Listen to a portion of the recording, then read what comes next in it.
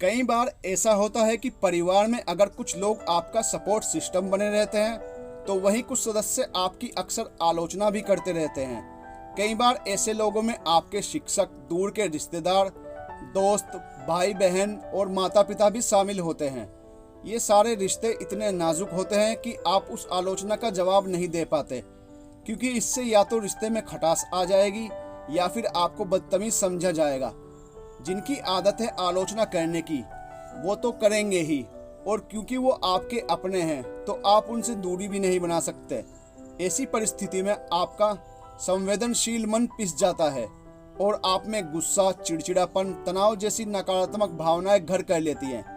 हालांकि किसी के लिए भी आलोचनाओं से निपटना आसान नहीं होता, खासकर तब जब आलोचना करने वाले अपने हों। लेकिन इस वीडियो में हम आपको कुछ ऐसे तरीके बता रहे हैं जिससे आप ऐसी स्थिति का सामना सकारात्मक तरीके से कर सकेंगे। आलोचनाओं को शब्द भेदी बाण की तरह से ना देखें। आलोचनाएं दो तरह की होती हैं, पहली रचनात्मक और दूसरी कटाक्ष।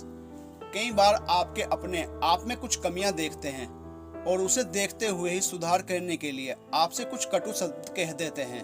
उनके कहने का तरीका थोड़ा तीखा जरूर हो सकता है, लेकिन अगर आप उन पर शांत मन से गौर करेंगे तो आपको समझ आएगा कि वो आपके भले के लिए ही है। वहीं दूसरी प्रकार की आलोचना कटाक्ष ही होती है, लेकिन अगर आप उसे भावुकता से लेंगे तो खुद का ही नुकसान करेंगे। इससे बेहतर है कि आप इसे मुस्कुरा कर लें। क्या पता सामने वाले को आपकी मुस्कुराहट देखकर अपनी गलती का एहसास हो जाए। अपना पक्ष रखें। जब परिवार में कोई आपकी आलोचना करे तो मन में कोई नकारात्मक भाव रखने से अच्छा है कि आप अपनी बात स्पष्टता से कहें। कई बार लोग सामने वाले का पक्ष नहीं जानते, इसलिए अपनी राय कमेंट के जरिए कह देते हैं। इसलिए ये जरूरी है कि अगर आप सही हैं या उस टिप्पणी पर कुछ कहना चाहते हैं तो जरूर कहें। क्या पता कि सामने वाला आपकी बात समझकर आपको कुछ कहना बंद कर दे।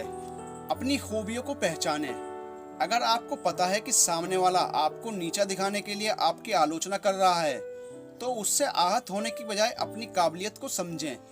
कई बार सामने वाला केवल आपकी बाहरी चीज़ों को देखकर ही आपका आकलन कर लेता है, लेकिन ये केवल आपको ही पता होता है कि आप उससे कहीं बढ़कर हैं। ऐसी परिस्थिति से निपटने के लिए आपका आत्मविश्वास ही आपकी मदद करता है, और आत्मविश्वास तभी आ पाएगा जब आप जानेंगे कि आपकी वास्तविक खूबियाँ क्या हैं और खामियाँ क्या हैं। इससे आप समझ भी पाएंगे कि सामने वाला कहाँ गलत है और आप कहाँ पर सही हैं। अपनी गलतियों को मानना सीखें।